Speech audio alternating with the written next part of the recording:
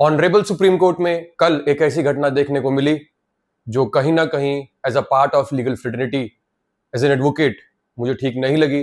But at the same time इस चीज का भी रियलाइजेशन हुआ कि हमारे देश में पब्लिक की फ्रस्ट्रेशन का कल ये एक प्राइम एग्जाम्पल था।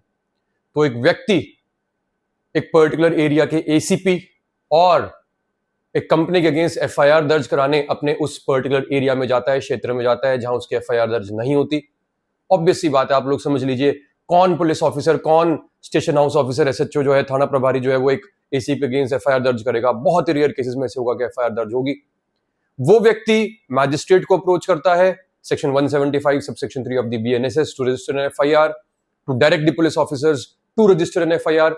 उसकी वो पर्टिकुलर एप्लीकेशन को डाउनग्रेड करके एक प्राइवेट कंप्लेंट बना दिया जाता है।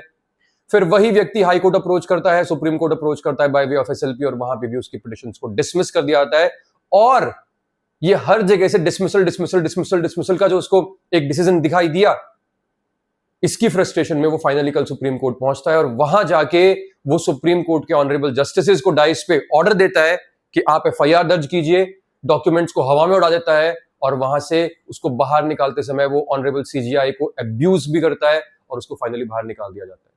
दो इस केस में सुप्रीम कोर्ट ने डिसाइड किया है कि वो इसके अगेंस्ट, इस पिटिशनर के अगेंस्ट कोई स्पेसिफिक एक्शन नहीं लेंगे। उसे मेंटली डिस्टर्ब्ड का एक जो है लेबल दिया गया है। वैसे यहां पे कौन से ऑफेंस बन सकते थे? तो भैया यहां पे जो पहला था, it was contempt of the court. उस व्यक्ति के against contempt of the court का जो है ऑफेंस बन सकता है। एक तरीके से आप वो कह सकते हैं कि एक्शन बन सकता है, नॉट स्पेसिफिकली ऑफेंस, एक्शन बन सकता है। दूसरा, since he has abused the CGI, तो ये डेफमेशन का ऑफेंस भी उस व्यक्ति के अगेंस्ट वहां बन सकता था, परंतु ऑनरेबल सुप्रीम कोर्ट ने लीनियंसी दिखाते हुए कह दिया कोई बात नहीं, हमें पिटिशनर में मेंटली डिस्टर्ब लगा, हम उसके अगेंस्ट कोई भी यहाँ पे कोर्सिव एक्शन नहीं लेंगे। बट क्वेश्चन ये है कि क्या ये जो चीज कल ऑनरेबल सुप्रीम कोर्ट में हुई, क्या ये हमारे देश की पब्लिक की बढ़ती हुई फ्रस्ट्रेशन का एक आउटकम है? तो मेरी नजर में the answer is yes.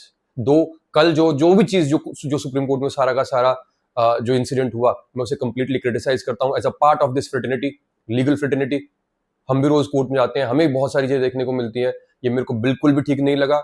But बहुत बार हम भी हमारे क्लाइंट्स के साथ ये चीज फेस करते हैं, हमारे क्लाइंट से चीज फेस करते हैं, और हमें इनडायरेक्टली वो देखने को मिलती है कि भैया कुछ केसेस में जहां एफआईआर दर्ज होनी चाहिए वहां एफआईआर दर्ज नहीं हो रही, और कुछ केसेस में जहां पे कंप्लेंट बनती ही नहीं थी, एलिगेशंस बनते ही नहीं थे, वहां हमारे क्लाइंट्स के पास जो है नोटिसेस आ रहे हैं फ्रॉम द पुलिस स्टेशन कि आप थाने में आ जाइए।